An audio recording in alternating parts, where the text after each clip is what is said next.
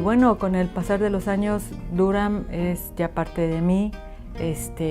Me siento muy confiada en manejarme aquí, en este sitio. Pues ir conociendo los recursos que hay para los hispanos, también conocer un poco más de la cultura anglosajona y afroamericana, la diversidad de culturas. In 1990, I mean, what had been the population of Durham, North Carolina for 300 years was either black or white. And there was a small population of people who originally started doing migrant farm work and then eventually decided to move and stay in Durham.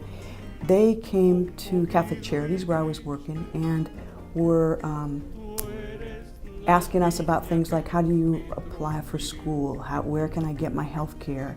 Do you know anything about a job? And I had the opportunity to work in the first 2 years on building the board of directors, incorporating the organization, setting up the first systems for the organization, and working with a number of them volunteers to start getting funding and then getting paid for the work that we were doing. It's not true to say that we had a vision of a center at that particular time. What we did was to create some things that we believed were helpful to people, and people told us they were helpful, and and that really was the sort of the seed that started at Centro Hispano. In the next 3 years, we work to establish a number of different programs that now are part of the mission of the organization. So we work on services, education, and community organizing.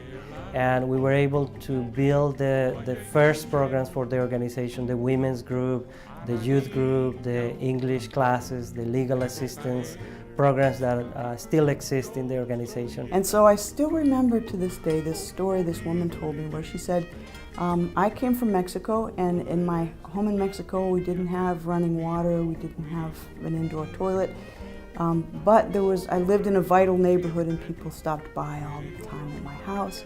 She said, here I have running water and I have a toilet inside my house, but I live in she said, una jaula de oro, a golden cage. She says it's made of gold, but it's still a cage. Huge needs arose around economic assistance. Not that we're able to provide direct funding, but we can certainly connect people to agencies and organizations that can help, and that came up very dramatically. The other piece was healthcare. There's always been a significant demand for education of the people who use El Centro. English language, of course, we always have more demand than we have space, but also for basic educational needs of this community, because when you migrate, you don't get to continue your own education.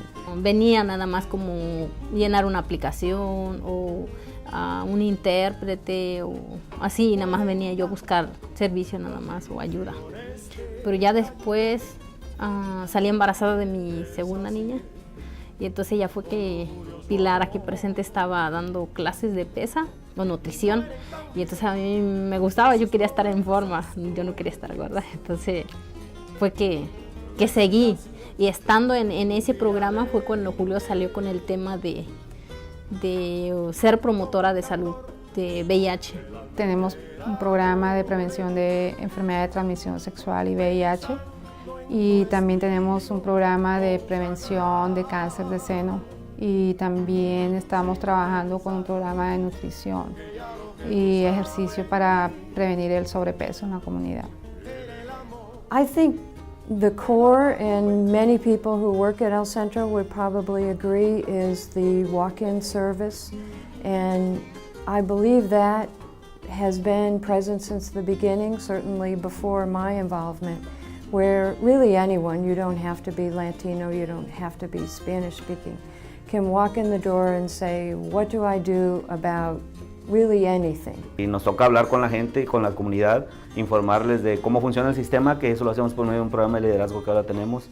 Y esa es una de las razones de que para mí el Centro Hispano hace la diferencia aquí en la ciudad de Durham y en Carolina del Norte, y de repente hasta en todo el país.